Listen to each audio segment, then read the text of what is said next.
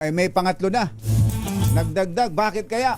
Ito ba'y may kinalaman sa balita kailan ba yun? Kahapon? Kahapon. Na nilamon daw ang prosecution ng defense team. Na pinabulaan na naman at wala daw ganung pangyayari.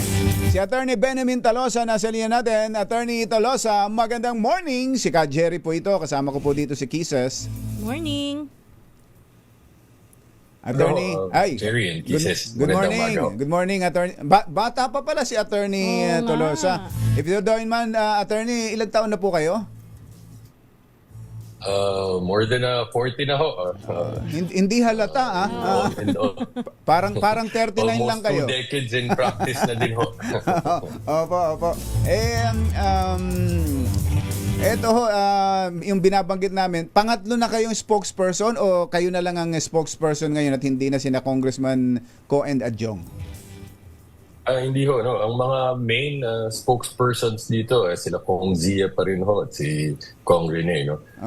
Tayo, primarily ang role natin, since we're also part of the prosecution team, no, nasa loob ho tayo ng courtroom, mag-participate ho tayo.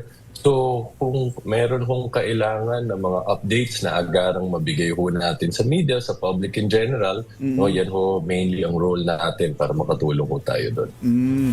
The more, the merrier. Ika nga, di ba? Pero tinitinan mo namin ang background ninyo, Attorney Tolosa, kasi hindi pa kayo masyadong, tama ba? O kami lang ang hindi pa nakaka-interview sa inyo ng mga nakakaraan? Hindi pa kayo, hindi talaga? Hindi pa ho masyado. Hindi pa ho. Bukod ho dun sa kahapon sa Senate. Tinitingnan namin, kayo pa lang doon sa celebrated case ng Jennifer Laude. Tsaka, Jennifer Laude ba yan? Jennifer Laude and si Pemberton. Kayo po ba yun, sir? Tama ho. Yun pala ho. Ayos. Matagal-tagal na nga kayong nasa litigation as a litigation lawyer. Yes, Jerry. I think I was still a senior associate at that time. Apo. Okay.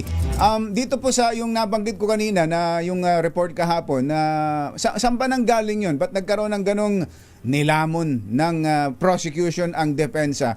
Ano ba, saan ba anong konteksto ba nun at saan nanggaling yung ganong description?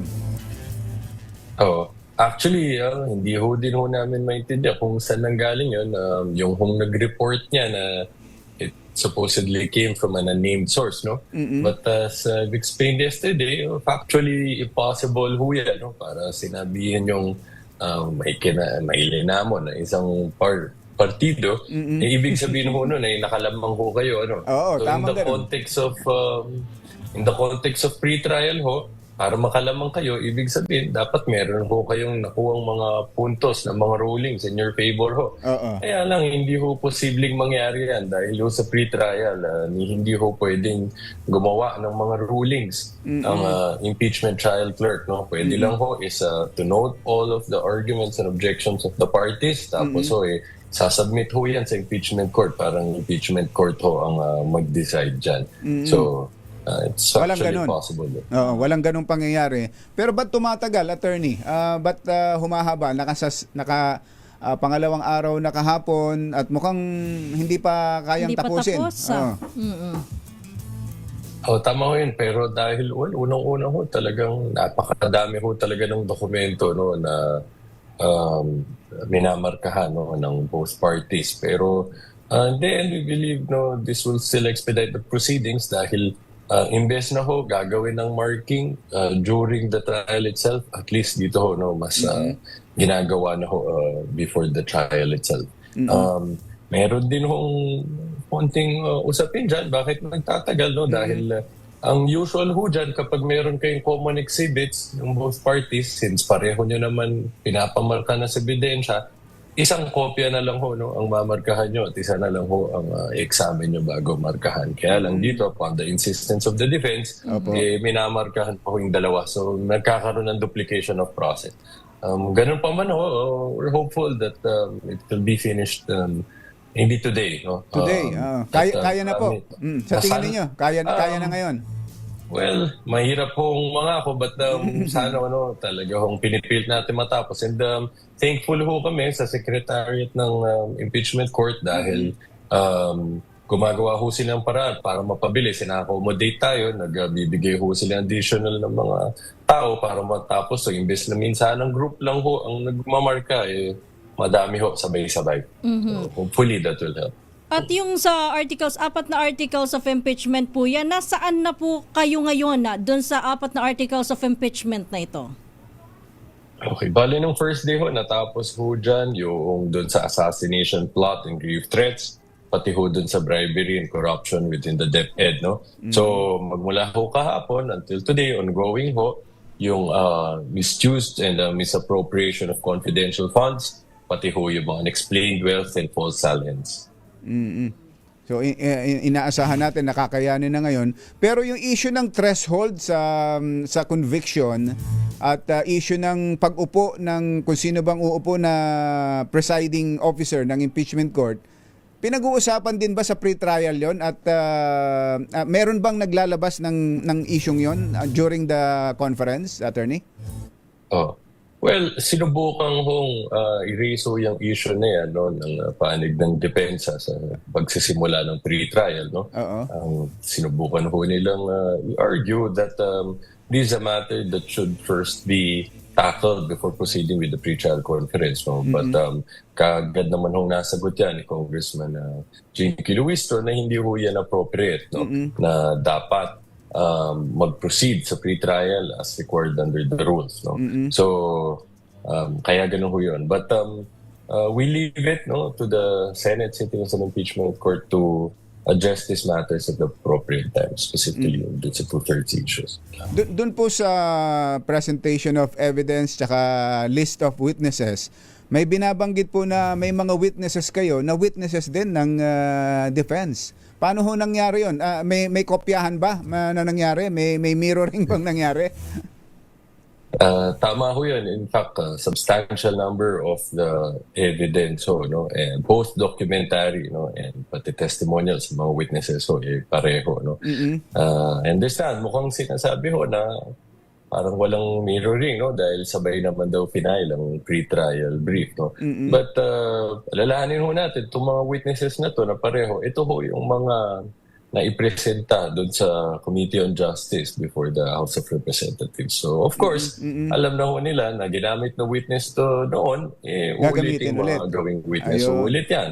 Tulad for example nila Senator Trillanes, AMLAC officers, yung mga tiga-NBI, tulad ho ng ganyan. So, kahit nasabay, of course, alam na ho nila yung mga witnesses before. So, hindi ho natin namin ulit sa trial. Hindi ho natin pwedeng isipin na, mayroong nag-leak ng ganitong information, kaya nakuha nung kabila yun. Hindi ho ganon. Hindi naman ho dahil sa leak, pero dahil nakita na ho nila dun sa proceedings before. Nung nakaraan may sinasabi si Congresswoman na Jervin Luistro na dinagdagan nga yung mga witness, kumbaga as much ng maraming witness para masigurong walang mamimist. Pero possible po ba dito sa inyong sa inyong side na magkaroon pa rin po ng mga surprise witness? Well, we don't want to call them surprise witness but more of reserved witness dahil pinapayagan ho yan sa rules for justifiable reason. Pwede nyong ipresenta yan lalo na for example po merong panganib ho sa buhay for security reasons na mas magandang hindi muna ma-publish yung pangalan ng witness, basta ang kailangan lang ho dyan 3 days before that witness is presented in trial, di-disclose ho namin yung identity niya to the other party. So hindi pa rin naman ho surprise dahil malalaman pa rin naman. Kung ganun ho na parehong witness ng prosecution at ng defense, ano ho epekto nun sa trial at anong dapat na maging action doon, attorney, ng impeachment court? Well, unang-una, normally, kailangan nyo hong maipaliwanag sa korte bakit nyo ipapatawag ulit ang isang witness na prinesenta ng kabilang panig? Dahil kapag prinesenta na yung witness na yun, meron na ho silang pagkakataon na isubject ko yung tao na yun sa cross-examination. No? So that has to be justified. Why that witness will be called again, of course, no? That will take time and resources on the part of the court, and as well as that person is going to be called as a witness again. So, kailangan ho yan, no, na ma-justify ngayon pa lang ba? Paliwanag ng mabuti. Attorney, ngayon Hindi pa lang naman ba? po, kapag hong, Oo. hindi naman po, kapag ho, iupo na nila yung witness, no, kaya lang ho, isa ho to sa matters that we raised dahil madami ho sa evidence, sa witnesses nila, no, Oo. hindi ho na, sa pre-trial brief, hindi sumunod doon sa direktiba doon sa under the rules, no, in impeachment, which is you have to provide a summary of the intended testimony of your witness. Ang ibig sabihin nun, no, dapat malala para magkaroon na ho ng idea yung impeachment court. Ano bang sasabihin ng intended witness, no? Dito hindi sila sumunod doon dahil ang nakalagay lang, no, very general purpose, which is, for example, to prove the defenses in the answer, no, to disprove the allegations in the articles of impeachment.